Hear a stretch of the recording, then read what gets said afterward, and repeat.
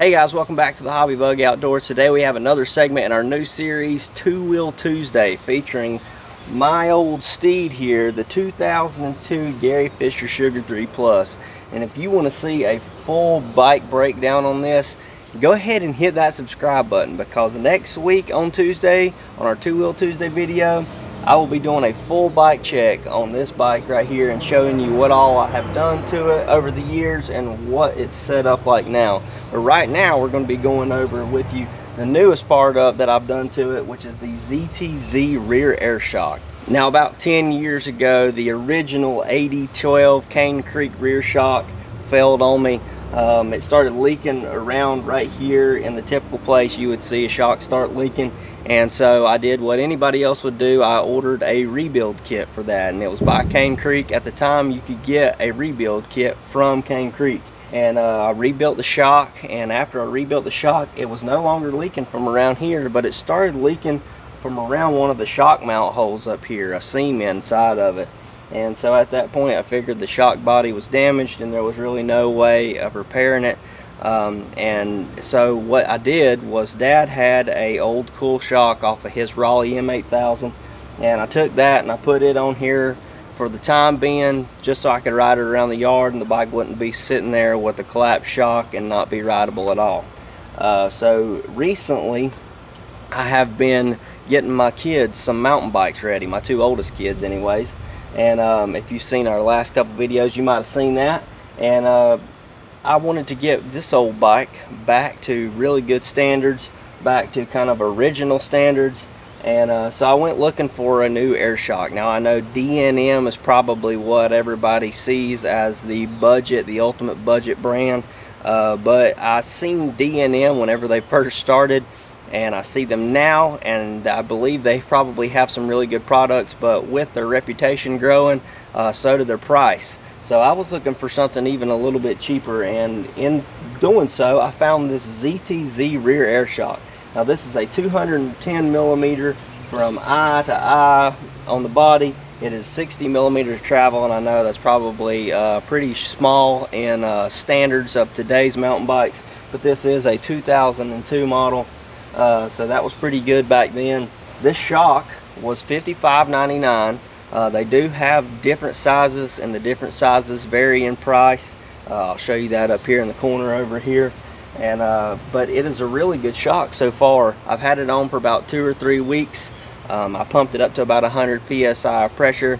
Now, I weigh about 175 pounds. I know that is not 1 psi per body weight, but I really just wanted a good cushiony ride, because right now I'm just riding around the yard, following my kids around. I'm not doing any crazy trails. There are some hill climb and a little bit some roots, like a downhill with a little bit of roots here in the yard, which is not a very big section, but it does have some stuff that you can bounce over. And I'm not really fully extending the shock at all. Like I say, if I wanted to stiffen the shock up and put some more air in it, I could really do that. This shock does allow up to 250 psi of pressure in it.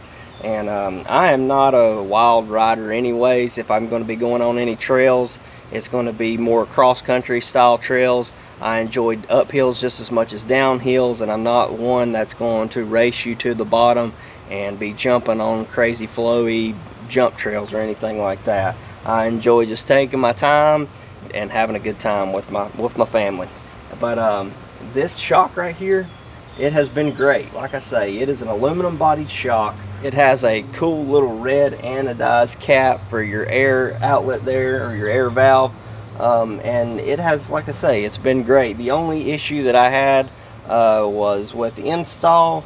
The bushings that it came with were a little bit wide for my bike, the mounts for my bike. Now, that could just be the industry standard changed. Like I say, again, 2002 model. They might be having a little bit wider mounts these days. But that was fine. All I had to do was cut the bushings down a little bit, shave the washers down a little bit, and I was able to get it on my bike with ease after that. This shock has done great. I see no issues with it whatsoever as far as a budget shock goes, being less than $60, and that's the most expensive one because it was the largest size they had. But less than 60 bucks tax and all. Years ago you could not even get anything like that for less than 60 bucks. And to be able to do that now with Amazon prices on stuff and the quality of some of the Amazon prices on stuff is just great. Now, I like to use the word inexpensive, and this is an inexpensive shock. It's not a cheap shock because it is not cheaply made. It's a really nice quality shock.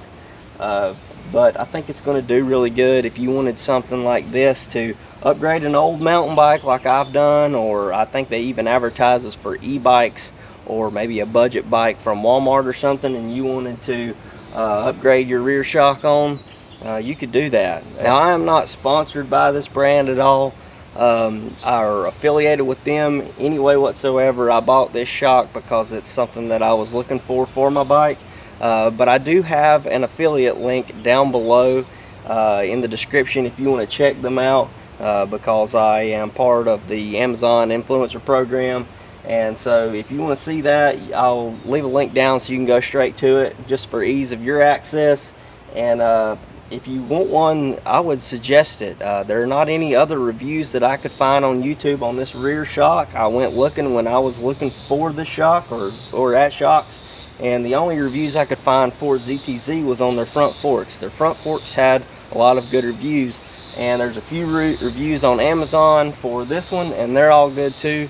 But I just wanted to give you my opinion on this shock. I think it's a good shock, and I would suggest it, especially for the price. So if you got any good information out of this video, I really appreciate it. If you want to see that next video where I go over my old sugar here, go ahead and hit the subscribe button and stay tuned till next week. If you like this video, hit the like button. Give us a comment down below if you know of another shock that you think is better for a better price or around the same price. Let me know down in the comments below so I know in the future. Really appreciate you guys watching this video, and get bit by the hobby bug.